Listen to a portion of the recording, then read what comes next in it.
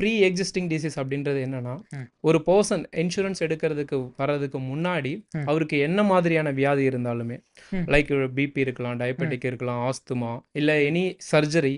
So இந்த மாரி என்ன ப்ராப்ளம் இருந்தாலுமே, அவங்க வந்து பாலிசி எடுக்க வராங்க அப்படிங்கும்போது, ம். அந்த அந்த பாலிசி எடுக்க வரும்போது இன்சூரன்ஸ் கம்பெனி வந்து அத ம். ப்ரீ எக்ஸிஸ்டிங் டிசீஸா கன்சிடர் பண்ணிக்குவாங்க. ஓகே. ஸோ அந்த பர்சனுக்கு ம். பாலிசி எடுத்ததுக்கு அப்புறம் ம். ப்ரீ எக்ஸிஸ்டிங் டிசீஸ் ரிலேட்டடா மட்டும் வந்து பார்த்தீங்கன்னா, 3 இயர்ஸ்ன்றது வெயிட்டிங் பீரியட் இருக்கும். ஓ! ஓகே. ஸோ இது வந்து கம்பெனி பிளானை பேஸ் பண்ணி மாறும் இந்த வெயிட்டிங் பீரியட். ஒரு சில கம்பெனி ஒரு சில பாலிசிஸில் 2 இயர்ஸ் இருக்கும்.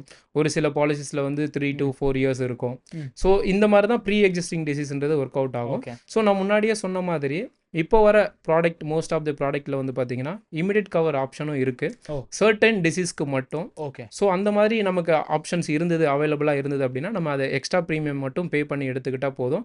3 இயர்ஸ் வெயிட் பண்ணணும் அவசியமே கிடையாது. ம். ஜஸ்ட் லைக் தட் ஒரு 31st டேவ்லேருந்தே நம்ம ட்ரீட் பண்ணுறது அதுக்கும் பார்த்துக்க முடியும்.